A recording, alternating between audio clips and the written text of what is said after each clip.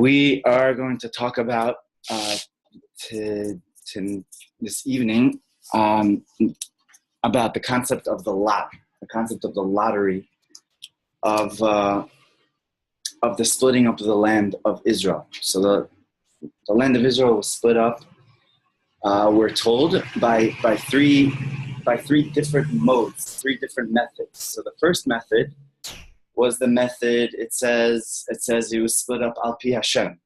It was split up by the word of God.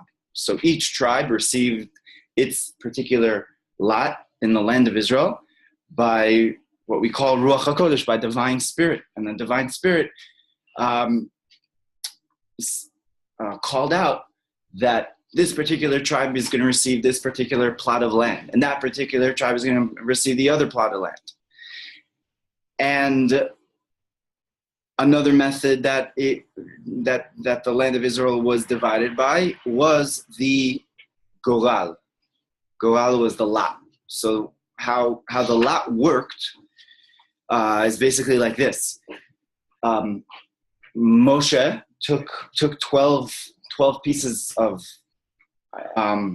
sheets of some sort, and on them he wrote the names of the areas of the land of Israel, and then simultaneously there were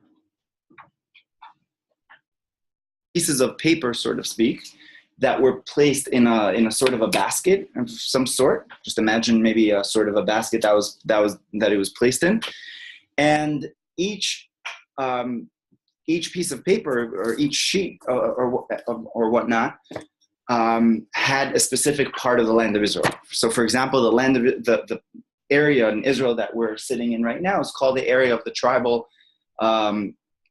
Naphtali, of the tribe of Naphtali. So this area, the Upper Galilee specifically, is the tribe of Naphtali.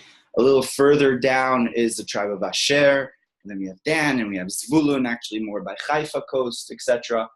When Moshe comes around for me, that's how I'm he was speaking for me. I'm very interested in saying that. So that's if I heard that, I would be like, that's good enough for me. And, God, it came from a higher place. God's word on that, fine. Why was it necessary to have the additional mechanism of dividing up the land in the form of a lottery, and a lottery that specifically spoke? I don't say I did lottery, because usually the person will go in, pick up, see what's there. So I don't understand even the whole idea here.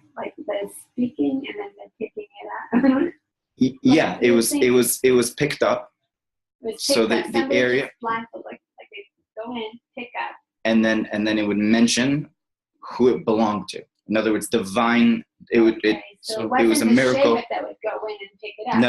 It was Moshe. It was Moses, right? Yeah. Okay, so. It's probably like he spoke the name of whatever it was, and it was probably like.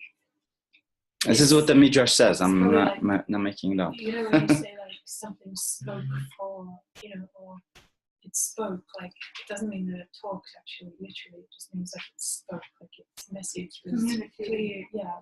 What do you mean? So it did speak. So it spoke, yeah. Right. Not, okay. Sorry, I thought you were saying that, sort of. It spoke, yeah. That's what the Midrash says. Okay, it spoke. Okay, yeah. Rashi brings that, right? And we're going to explore this. We're going to go into that right now. Yeah. Okay. So before we go into this further, we're going to look at some words of the Zohar. And the Zohar, the author of the Zohar, Rabbi Shimon Bar Yochai, is buried right over there. And tonight happens to be the yahrzeit of a famed Kabbalist called the Ramak, Rabbi Moshe Cordovero, who's buried here in Tzfat. Who studied Kabbalah, who spread Kabbalah. He was actually a predecessor of the Arizal. So it's a very auspicious time to actually study a little portion on this. So we're going to take a look at what the Zohar says about this concept of a lottery in general, and then we're going to delve into this particular lottery in detail. It's great for the it down from everything? I don't know right now. Yeah. So let's try to, I'm sorry, if we could try to like focus on the class, then, and then afterwards we'll, okay. So the Zohar says, Tachazi, come and see. Al hai ilana dechol cheloi beisharia. Come and see about this tree, the tree of life over here, which actually is, there's allusions to the concept of the tree throughout Kabbalistic teachings, and specifically in the Zohar, and that refers to the concept of what is revealed. Because when we look at a tree, we're really looking at what is revealed of the tree itself, right? Majority of the trees in the form of roots, right, which is hidden. So that refers to the emanation, specific emanation, which is called malchut, which means kingship. And malchut has to do with creation, and specifically has to do with the externality of creation. So bear with me, and let's take a look at what the Zohar says. Amar David. So King David says, Ata tomich gorali. You will maintain my lot. That's what King David says. Ata tomich gorali. You will maintain my lot. King David says this in Psalms. And the Zohar asks, what does that mean? What is the meaning of my lot? King David says that God leads his lot. Does that mean he played the lottery? Does that mean that he, I don't know, gambled? God forbid. I mean, I can't imagine that, right? So what does it mean that God will lead King David's lot? What does that mean? Oh, right? So what is the meaning of lot? It is the lot, and I'll read it in English. It is the lot to which King David is attached, which is Ata tomich gorali. Gorali is my goral, my lot, and it means that it's specifically associated with King David. The concept of lot or destiny is specifically associated with King David. And what is King David's attribute? Right? So the Zohar explains King David's attribute is malchut, is kingship. He is the king of Israel. And the king of Israel is the idea of creation and of manifestation. We learned that it was chesed. King David's is malchut. And is therefore written according to the lot, specifically in our parsha. It says al pi hagorah, specifically according to the lot, the Jewish people were divided. They were divided according to the lot. And this alludes to malchut, which they connected to al pi. Al pi is the idea of peh, which has to do actually with creation, right, with externality. And let me just kind of like put this together so we understand this a little clearer. The concept of malchut, the concept of kingship, is the concept of essentially as I said before, is the concept of creation. And why is that? Okay, so what is the difference between our kingship according to Judaism, and kingship based on like the rest of the world? Okay, so in Judaism, the concept of kingship is really the end all of all the other emanations, we call it, all the other soul powers. And that means to be a king isn't just, it's good to be the king and they have some sort of blue blood within them, right? That's not what kingship is. Kingship means, and actually the Hebrew word for king is melech, and which is an acronym, very interestingly, for moach, lev, and kaved, which means moach is brain, lev is a heart, and kaved is the liver, which has to do with control over one's mind, over one's emotions, and over one's action. And that's what a king is in Judaism. So a king, and actually the Talmud says that who are kings? Kings are rabbanan. Kings are those who study the Torah, and they have the ability to have a perfect control of their mind and of their heart and of their action level. And that's the real attribute of kingship. So kingship is really a combination of everything. It's really doing or saying the right thing at the right time, and even thinking the right thing at the right time, and having discipline, having self-control, basically over one's mind, over one's heart, and over one's action. That's what kingship is. Sounds like a pretty high level, and it absolutely is. But the Mishnah says that all Jewish people are kings. They're called B'nai Melachim. They're actually called kings. So we, in our ultimate potential, are actually meant to strive towards that level of. Yeah, because ultimately we, like the Mishnah says, we're all B'nai Melachim. We're all basically kings. Who's the king that marries King David. So good question. And do you mind just closing that window, please? No, King Solomon. King David played. Yeah. So the Talmud actually says that King David never really sinned. Never actually sinned. Whatever he did was to teach us the path of teshuvah. And the point of that's what the Talmud says.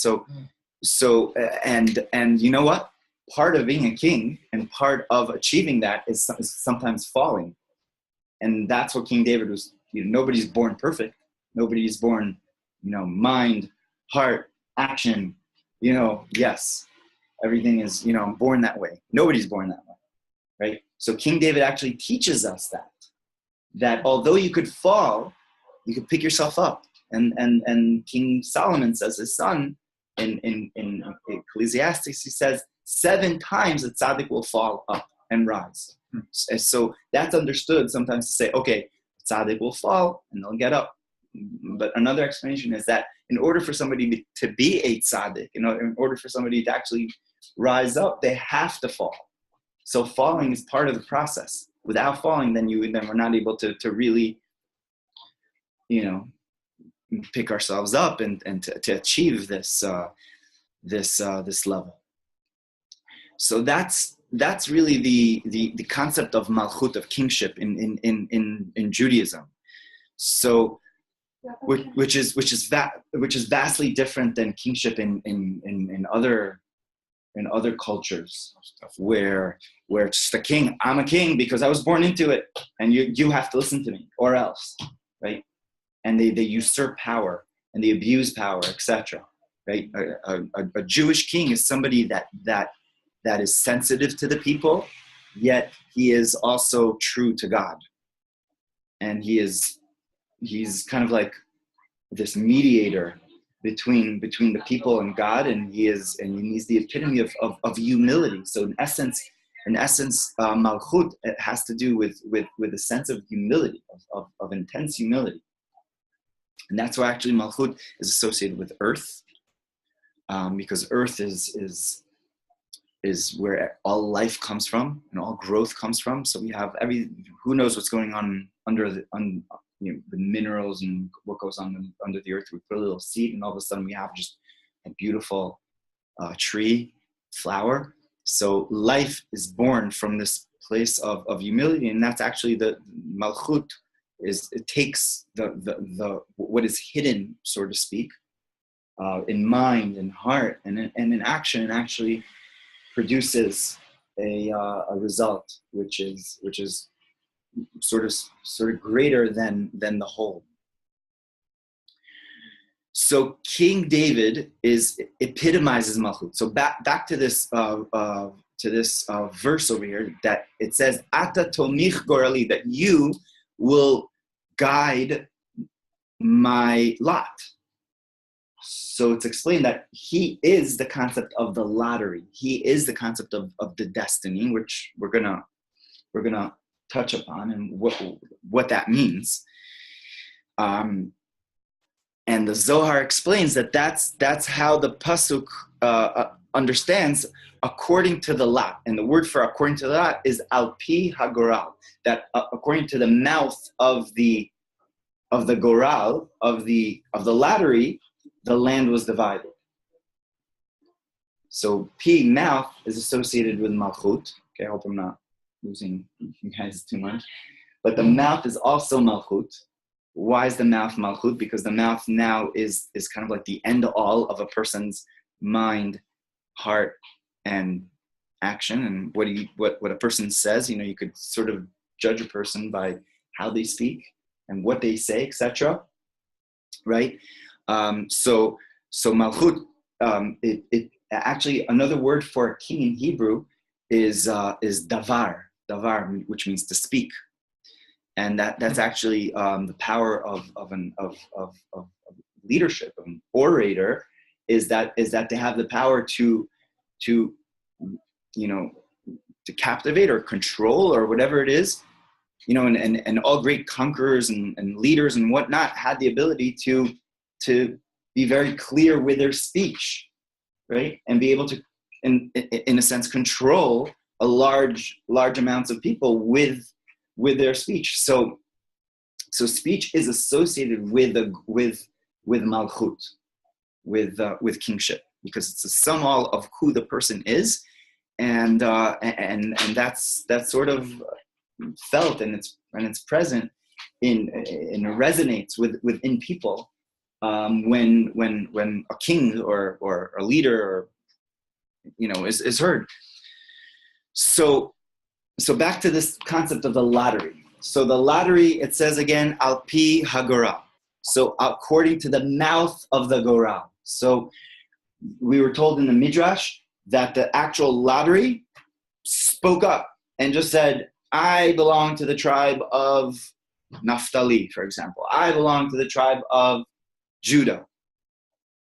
Why did they need to speak? So the Zohar is telling us over here that speech is associated with this concept of lottery. And the lottery specifically is associated with kingship, with malchut. Okay, so any questions? We're gonna understand this better in a couple of minutes. This is what the Zohar says basically. But okay, we're now gonna understand this a little bit more.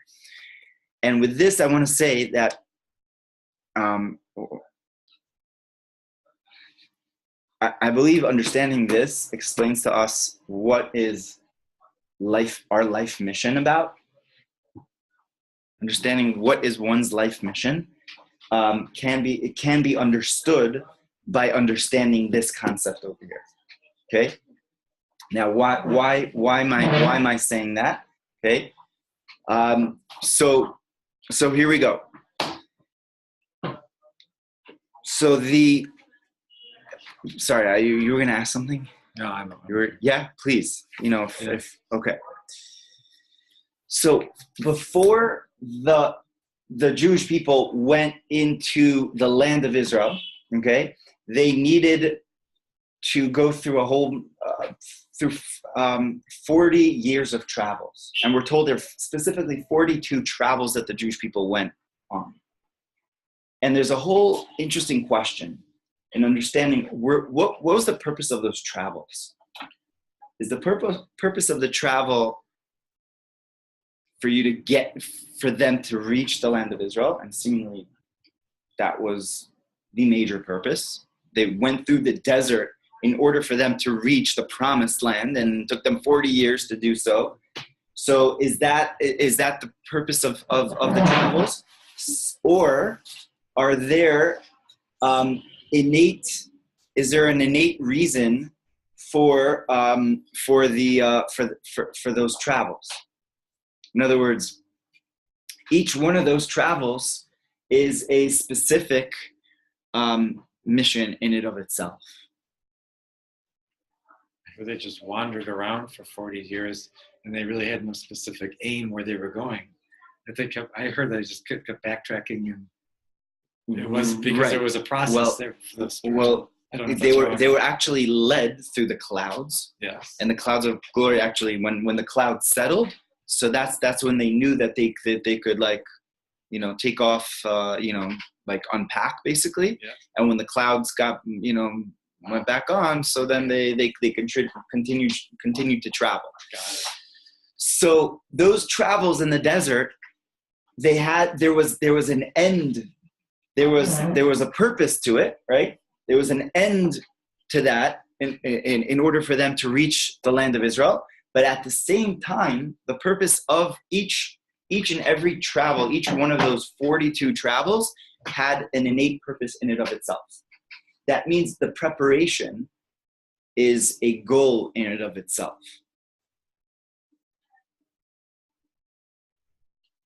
Which is a very important concept. The idea of preparing for something. When we're preparing for something, we could say that, okay, we are now going to reach somewhere in the future, or we're here right now, and that has a purpose in and of itself, right? Being in the preparation for something else is actually the goal, because we're in that place. So it's not a preparation. We have so many people that are just constantly preparing for everything. So when we're kids, so we're preparing to to get into grammar school, and then when we're in grammar school, we're preparing to get into our high schools. High school, of course, SATs are coming up, so we have to prepare for the SATs, and SATs we're preparing for college, and college you're preparing for your career, and career you're preparing to make more, and then you're preparing for your retirement, and then what? I don't know what to do anymore. Come to Israel. Finally, finally learn what you're doing. Yeah, finally learn what you're doing. Do it all over again. Right? And it's it is a reality that we're constantly preparing. Even in our work, we're preparing for the vacation. And kids that are in school are preparing for the summer vacation. In summer vacation, we're preparing for what we're going to do during the year and how we're going to do it. And so we're constantly not here. Preparing for Shabbos. That's something else. Yeah. That's something else, and right. I'll get to that. That's a very good point. Yeah. Yes, that's a good point. And what is Shabbos? Okay, right now. What does Shabbos? What does Shabbos mean? What does Shabbos mean? What does the word itself mean? Stop. Shabbat means to stop, right? But it also means to rest. Stop. Shabbat, right? So the truth is, there is a Shabbos every single day, because Shabbos is one day of the week. But the truth is that every single day there is a aspect of Shabbos within the day. That's what we say. Hayom Yom Echad b'Shabbat. Hayom, today's the first day of Shabbos. Today's the second day of Shabbos. So we're counting from Shabbos. And in fact, the Maharal of Prague, who was 18th century philosopher, Kabbalist, explains as follows. And just imagine one of those whatever cubes you want to call them. That there be 6 directions, right, of the cube. Shabbos is in the middle. Well, yeah, sort of. Down. Yeah. So imagine there's the middle of the cube, and the middle of the cube is equidistant, right, to all sides of the cube, and that's what Shabbos really is. Shabbat is really the middle of the week in a sense. We call it the weekend, and we call it the end of the week, but in a sense, it really empowers us for the next 3 days, and we receive from the previous 3 days from the last Shabbos, and from Wednesday and on, we already prepare for the Shabbos which is coming up. So Shabbos is always, so to speak, in the middle of our lives, and it constantly is affecting us. So, and what is it doing to us? It's actually taking each day, and when we're in line with Shabbos, that's why Shabbos is such a powerful mitzvah, and it really is like probably one of the most powerful mitzvot, because by observing Shabbos, we're not just observing one day, but it's completely changing our lives and the heck and the chaos and the craziness of our lives, because we're taking that ray of equanimity, of that ray of rest, and we're instilling it into the week. So when we mean we're preparing for Shabbos, we're actually taking today, a regular Thursday, and we're spending some time to be mindful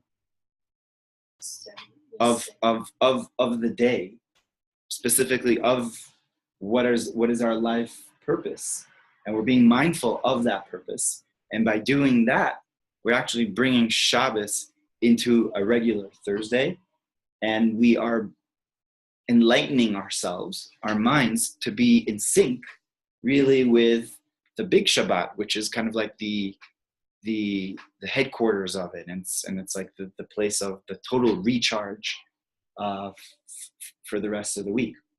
So every day has that place of Shabbos, which is exactly this point. So you said Shabbos is the When Mashiach comes, right, we're told Yom Shekula Shabbos. Actually, when Mashiach, utopian days in the eyes of Kabbalah is basically a day of complete Shabbat. And in fact, Rabbi Shimon Bar Yochai, the great Kabbalist Rabbi Shimon Bar Yochai, buried over there, is called Shabbos. He's nicknamed Shabbos, and not just he's nicknamed, it's a good nickname to have, right? Not just he's nicknamed Shabbos, but all Torah scholars that were completely, what we would call like enlightened in every aspect of their beings, were actually called Shabbos, because even their weekdays were a Shabbos experience. So you're saying that Shia becomes that time more real than the time. Yeah. Yeah. It's called the Day of All Shabbos. The Day of All Shabbos, people are uplifted to a different spiritual level, different consciousness.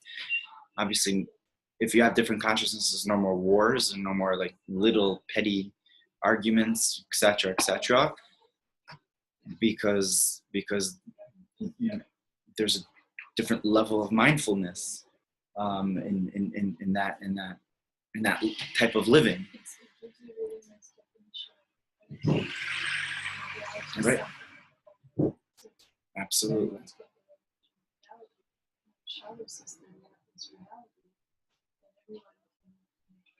Right. And that's what it means. It gives to the 6 days of the week. So 6 days of the week has to do with different the different sphirot, the different emanation, different personality types, different root souls. You have a root soul that's rooted in, let's say, kindness. Another root soul is rooted more in sternness. Another root soul is maybe more harmony, etc. They all receive from the same source. And that same source is really that place of oneness. And that place of oneness is the place of Shabbos.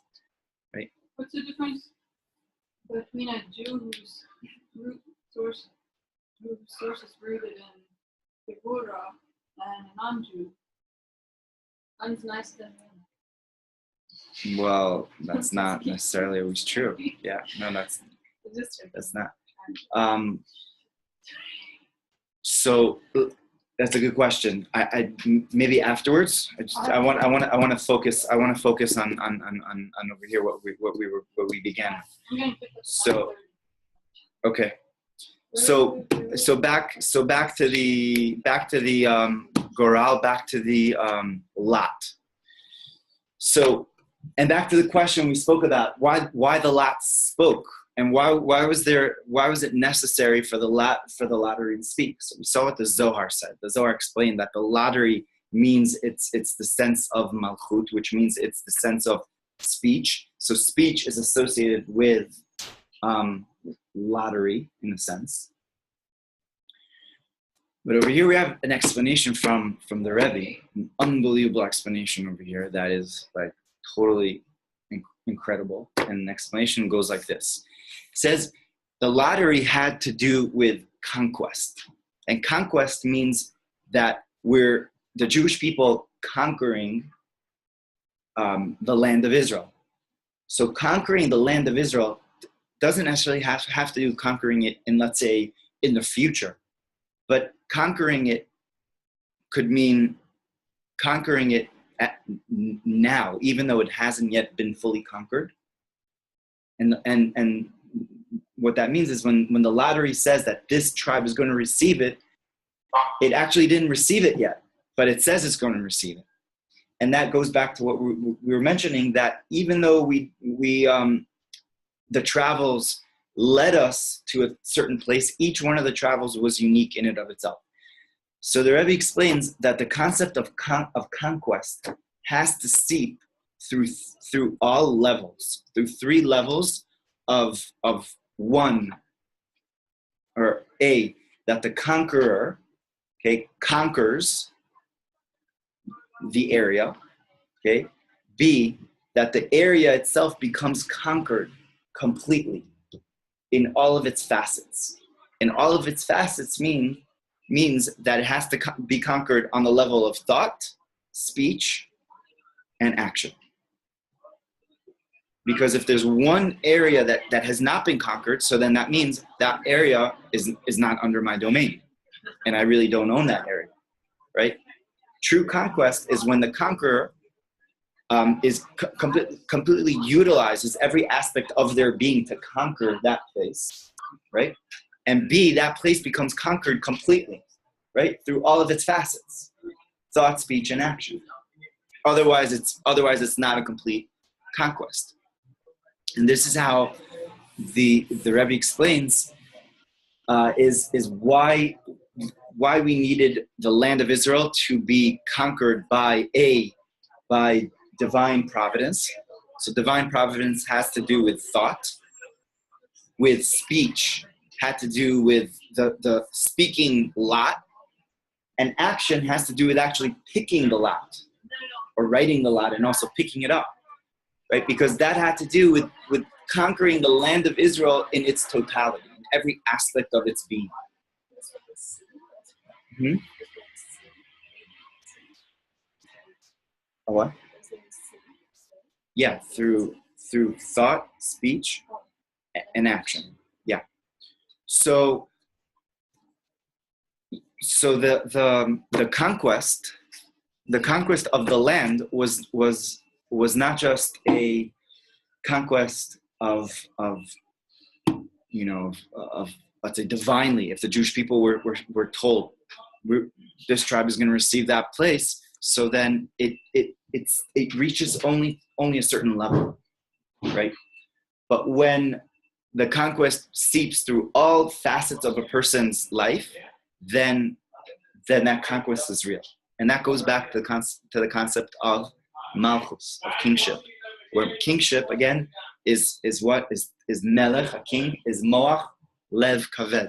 That is what a king is. So king over oneself, when we talk about conquest over oneself,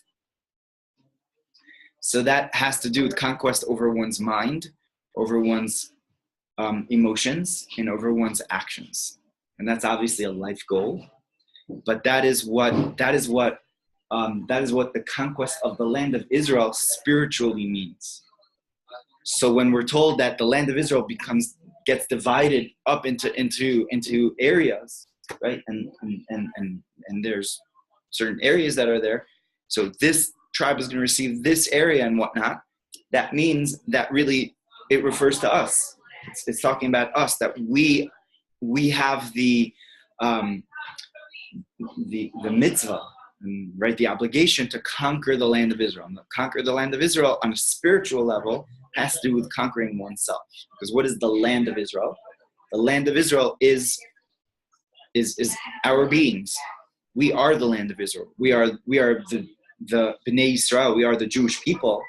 We are Israel, and this land is called Eretz Yisrael. It's called the land of Israel. So essentially, we are that land of Israel in a so to speak on a body level. So on the body level, right, we have these three stages of conquest that we go through. So there was once a chassid of the Tzemach Tzedek that said he wants to go to the land of Israel. Said, I want to go and I want to make Aliyah. It happens to be our third year is today, our anniversary for making Aliyah. So it's a big day for us today. But this specific student of the Tzemach Tzedek said he wanted to go to the land of Israel and settle the land and make Aliyah there. And the Tzemach said, why do you have to? It's like, make here the land of Israel. Make where you are living. And he was living somewhere in Russia, probably. Things were quite tough for the Jewish people. Probably in Israel it was the same. It's probably also pretty tough. But the Tzemach Tzedek said, make here Eretz Yisrael. Mach da Eretz Yisrael. Make here Eretz Yisrael. And what did the Tzemach Tzedek really tell his disciple? No, that's the Alter Rebbe. So what did the Tzemach Tzedek really tell this disciple? He told him that going to the physical land of Israel is not necessarily just going to suffice. It's not going to say, okay, check. I settled the land of Israel and I'm fine now and I could just relax and we came to the promised land. And, many people, many Jews came to the land of Israel and they kind of were, okay, we came to Israel. That's it. That's our one claim to fame, our one mitzvah. We can now just sit back and we don't have to spiritually work and uplift ourselves and really transform. We'll just, we did that part of it. So the Tzemach Tzedek was really telling this disciple that it's not about just coming to a physical place and that's it. That's only one facet of it.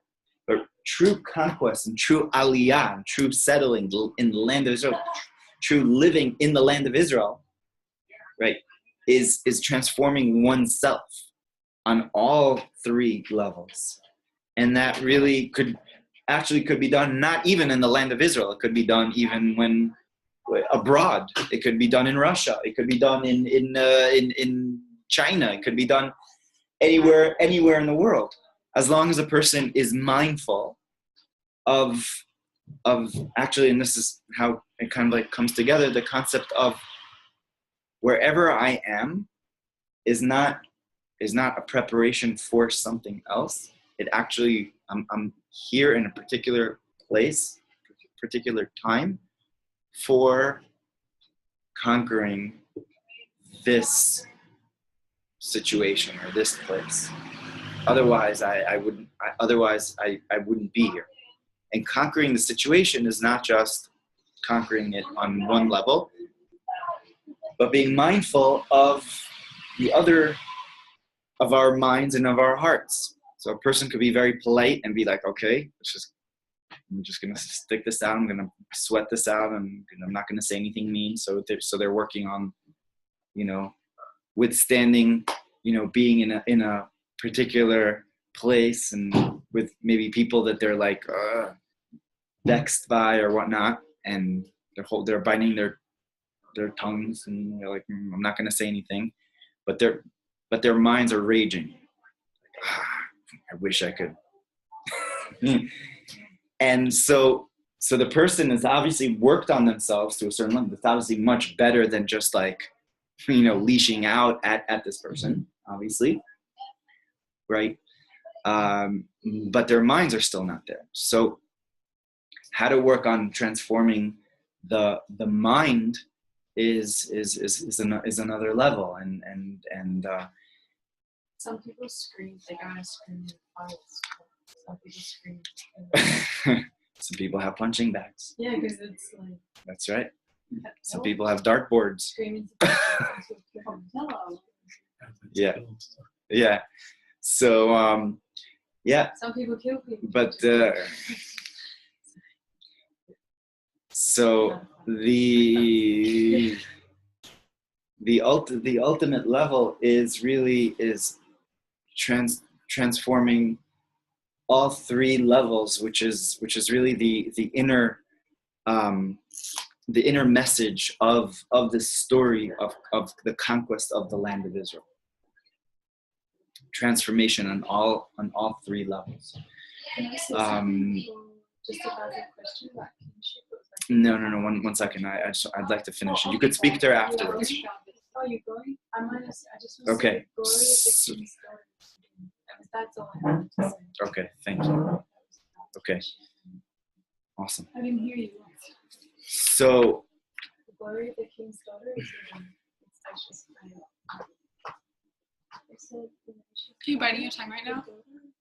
No, my mind, I've learned to accept that people go on random tangents during my class, and I like to be structured in the direction of. Sorry, I thought she was leaving. Yeah, that's fine, but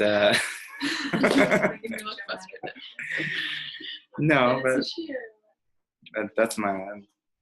Thank you. I actually taught special ed. So you guys are, this is easy. No. I've had situations that were very interesting. I've had tables thrown at me. So you taught this at special ed. What's that? Teach this during special ed. Yeah. I know, and I appreciate that. Thank you. So bottom line, this is our message of conquest and of the concept. So it's really twofold. One is that whatever place that we are in, it's ultimately for our conquest and our transformation of that place into the land of Israel, sort of place, and that's for sure a life mission. But the Torah over here is empowering us, and and by studying this, and by actually listening to the words of the Torah on Shabbat, we actually get a certain power, just from those words, in being able to conquer the land of Israel ourselves in a more in a more sustainable way, in a greater way than we did previously. And then the other part of it is that every aspect, every place that we are in, even though it looks like it's a preparation for something else, is part of the conquest.